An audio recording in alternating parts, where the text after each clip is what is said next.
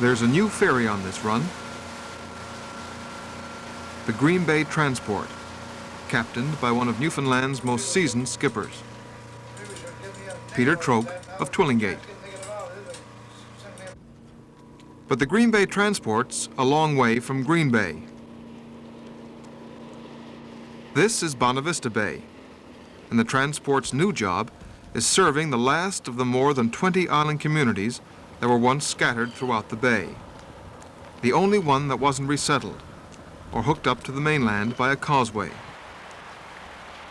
On the map, it's called Cottle Island, but it's better known by another name, St. Brendan's.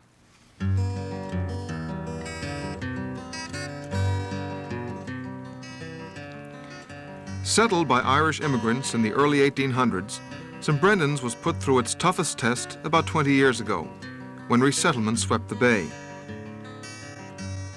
People here watched as one by one the island settlements around them packed up and left.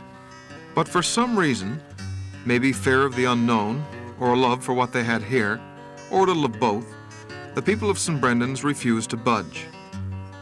The population did decline, from 800 in the 1950s to about 500 today, but it seems to have leveled off, and it appears St. Brendan's is here to stay.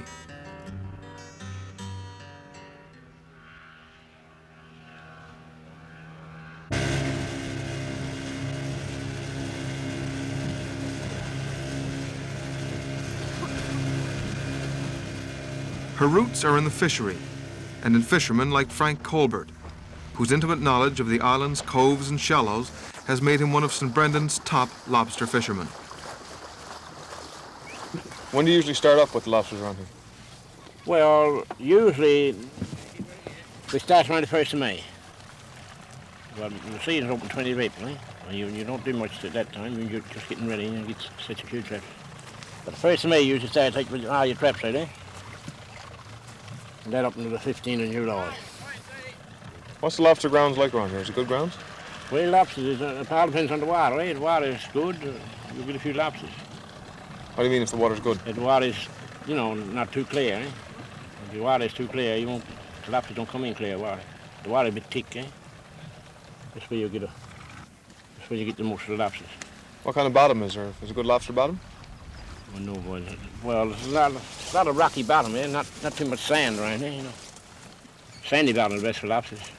I suppose you've been at it so long now that you can probably tell where yeah. every lobster on the shore hangs out. Well, I know where a good lot hangs out there, yeah. Yeah.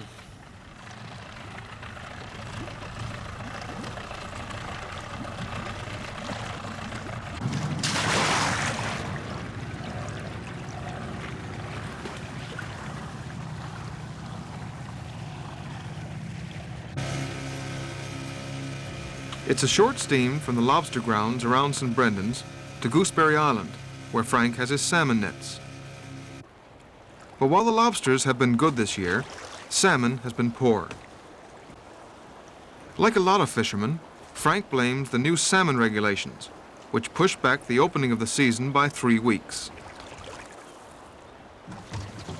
Frank, how are you making out with the salmon these days? Well, not too good this year. No, only gets... Last day we got was 10 yet. 10? Yeah, and that's down 4 and 3, someday in there one. How's that compare now with what you used to do? Oh, not even what we used to do years ago, eh? We used to do good salmon years ago. Days we just get...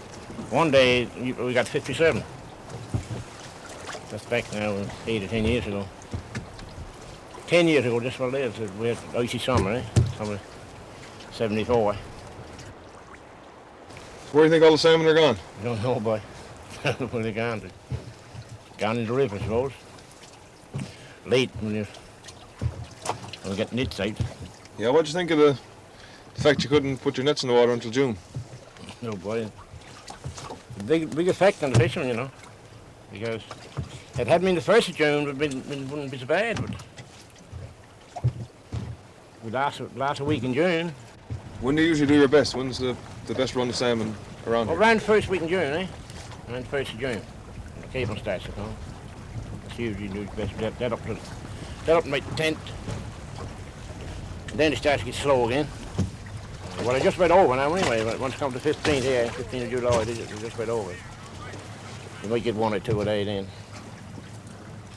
So what you're saying is, by the fact that the season was late opening, you lost part of your best week. Oh yeah, yeah, but that's a good week, I think.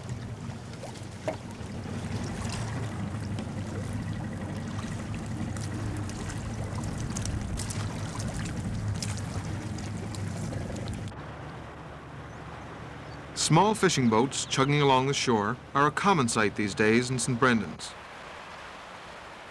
But there was a time when, come summer, you'd hardly find a fisherman here, let alone a boat. As soon as the ice moved off in June, they'd be gone, down north to the Labrador.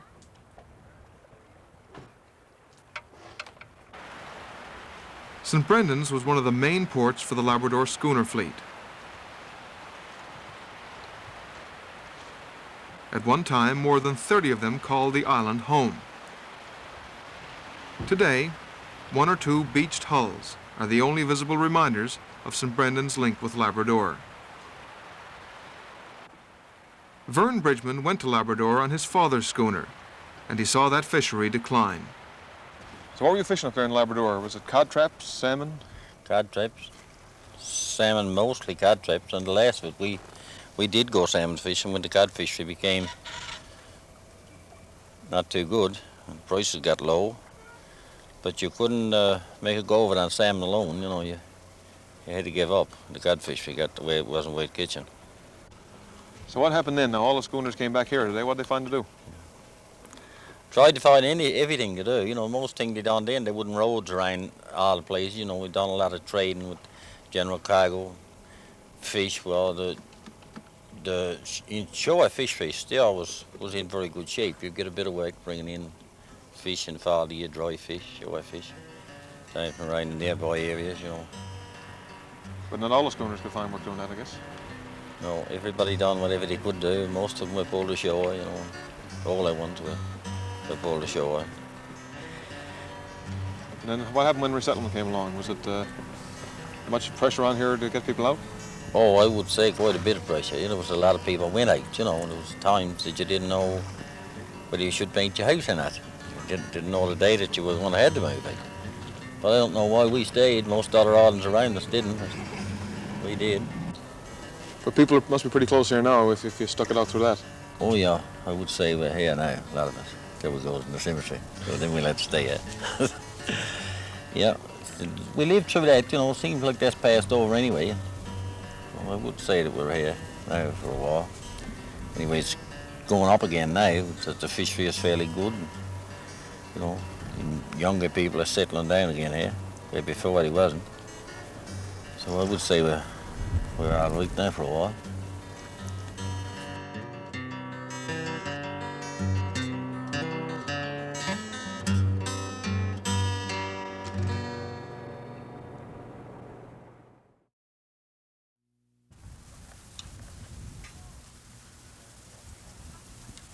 Hayward's Cove is one of 4 small harbors that make up the community of St. Brendan's. It's the home of the Broderick brothers, 2 trap fishermen. But they weren't always trap fishermen. Dan Broderick is the older of the 2 brothers. He used to live in Catalina, where he worked as a quality control supervisor in the fishery products fish plant.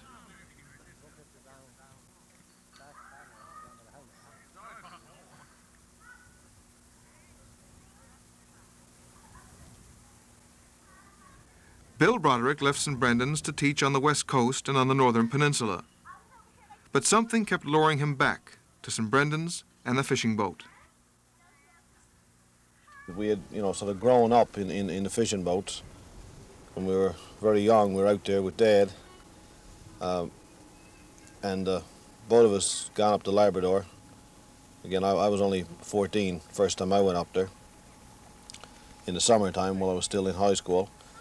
And, you know, it was sort of into our system, I suppose, but because the fishery went so bad in the late 60s, everybody was pretty much forced out of it in this area. But as it started to look a bit brighter in the mid-70s, I got back into it again on a part-time basis, and Dan would come back home on weekends, and would see what I was doing and got a bit excited about it too, and wasn't very content where he was. Would rather be back on the old rock and at the kind of things that he grew up at. So we talked it over some late nights and decided that we'd both make the move. So we both gave up our jobs and decided to try to see if we could make a go of it. It's a pretty big gamble, isn't it?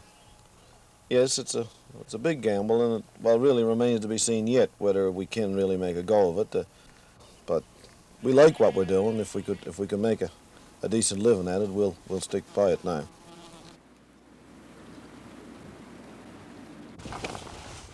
At 5 a.m. The rest of the trap crew arrives at the wharf in Hayward's Cove. This morning, there's a sixth member of the crew, Bill's son, Warren, and he's dressed for it. Just enough time to shake out that last bit of sleep, haul on the oilskins, and go.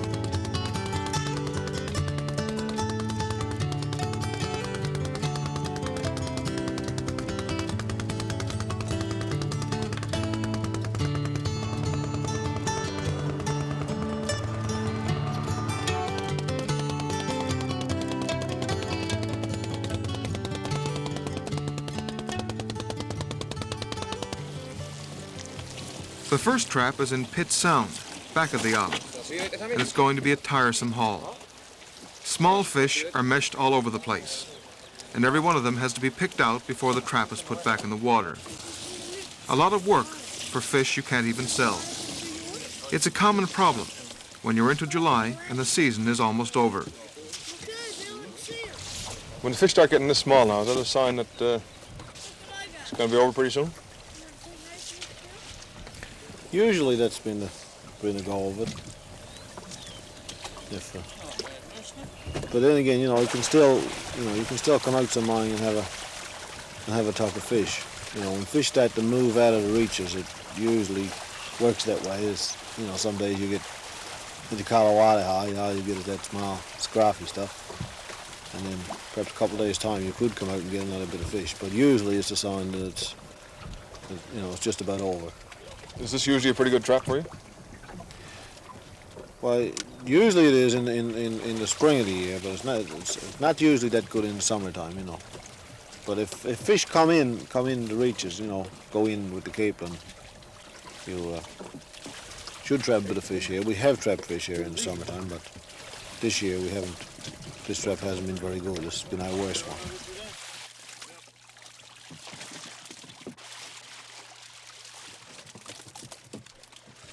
Well, as long as you can, get 1,000 pounds, out of a trap, even, after you pick out all the small, well, it's still worthwhile being at it. If you can trap a couple of 100,000, that's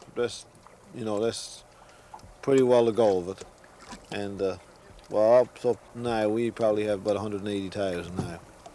So, if we can get another couple of weeks out of it scraping, we'll probably make up a couple of 100,000 or better. And this is what you call scraping, is it picking the small ones out? That's right, that's what you're doing This now. is definitely scraping.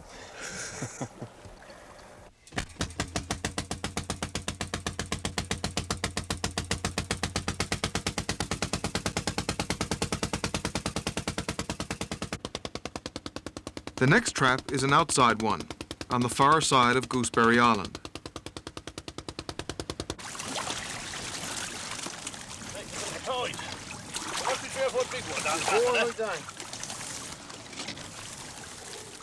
Again, it's the same story. Small stuff, tangled everywhere. But the boys don't lose their patience. They know this is part of learning the ins and outs of the trap fishery. All of this is pretty new to St. Brendan's.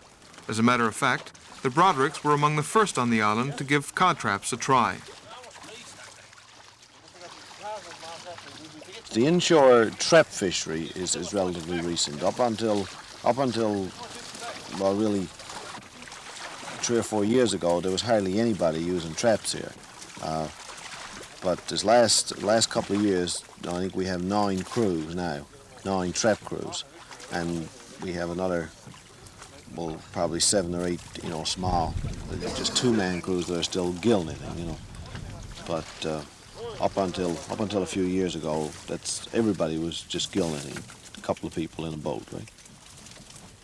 So how does the season go? Do you usually, with 9 crews, the 9 crews that are here, do they usually bring in a good volume of fish when the...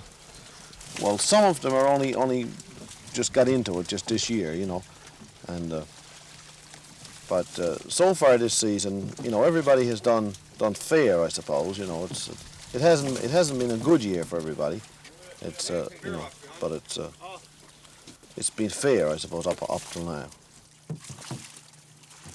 As it turns out, this is a much better haul than the first trap. There's over 5,000 pounds here. That's another lesson the Brodericks have learned. Be patient. One trap may let you down, but another one can surprise you.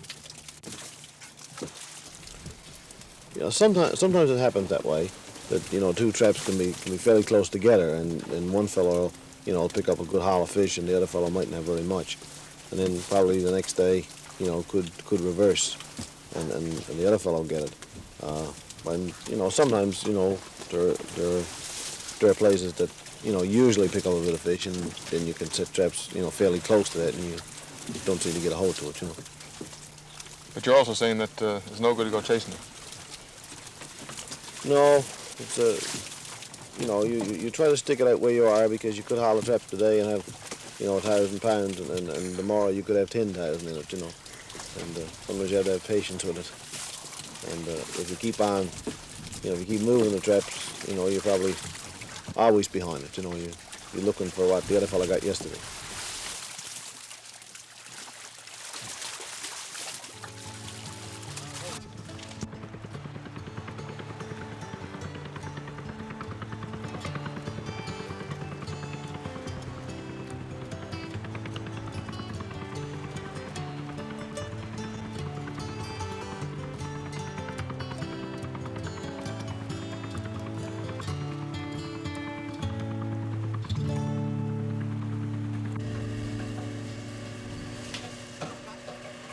All the fishermen on St. Brendan's land their fish at the same spot, the community wharf in Penny's Cove, next to the ferry landing. They sell their fish to Boyd Way, owner of Beothic Fisheries across the bay in Valleyfield. Selling their catch fresh is something relatively new to these fishermen. For a great number of years here, all that you could do was to sell salt fish. You'd salt the fish in your own stage, and the collector boat would come in the fall of the year and pick it up. Or if you were into anything else like herring or mackerel, again you'd have to salt them, pickle them. But I think it was in '79, when Seawater Products were operating in Dover, they came out here, and first year they just sent a collector around. The second year we convinced them to put a weighmaster in the plane, which they did, and so then after the second year that company folded its operations in Dover, and well, really it was during the summer, during the fishing season. So we contacted Mr. Way, and he came up and continued the same setup. We got the fish there on the wharf, and they weigh it off and ice it, usually in containers, and then a truck will come in, usually 1 truck per day this time of the year, and it'll take out 18,000 to 20,000 pounds out to Valleyfield.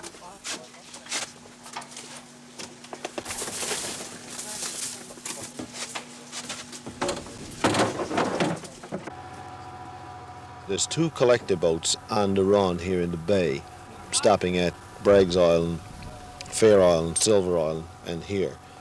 And if one of these boats can make it, it'll come over here and pick up the remainder of the fish.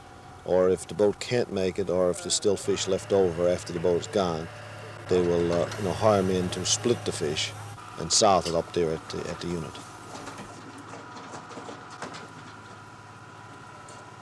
It wasn't until last year that we could move it by truck. The old ferry, the Linderan, wasn't able to carry any fish trucks. It could just carry cars and pickups. It couldn't carry any loaded fish trucks.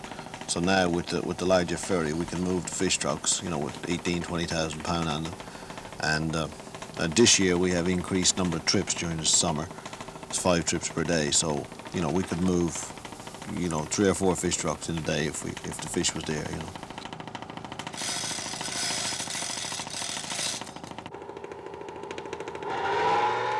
Do you find it a better system now that you can sell the fish fresh? Oh yeah, it's a much better system because you can go on up there and got your fish at the wharf, and the hoist is there to hoist it up into your boats. Got a wash stand system, to wash the fish and wash down the table and wash your boats, and it's much more convenient for everybody.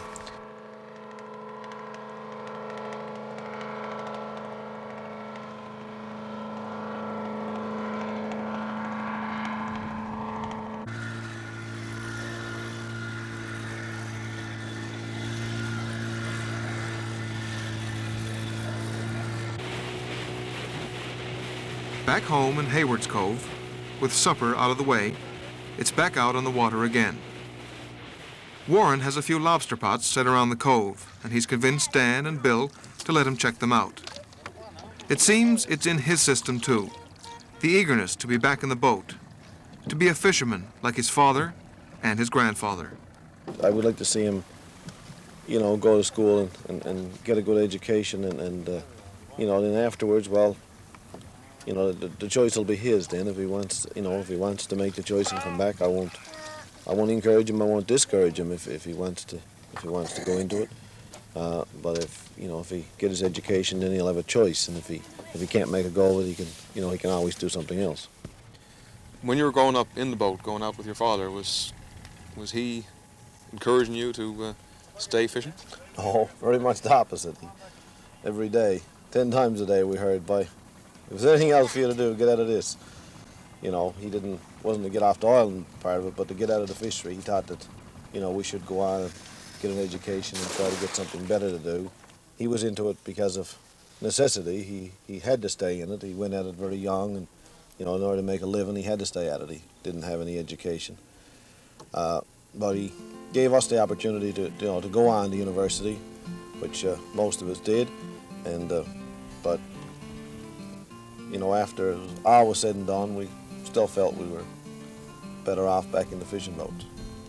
When you went off and got those jobs and found out you didn't like them and you'd rather be back here, how do you think he felt about it in the long run? Well, I guess he accepted it then, and well, maybe he was a bit happy about it, I suppose, secretly. He wouldn't say it, but, I guess it gave him a feeling that, all he had been working for wasn't all that bad either, when he saw us come back into it. But then it was our own choice. We weren't forced into it, the way he had been. I think that was his point all along.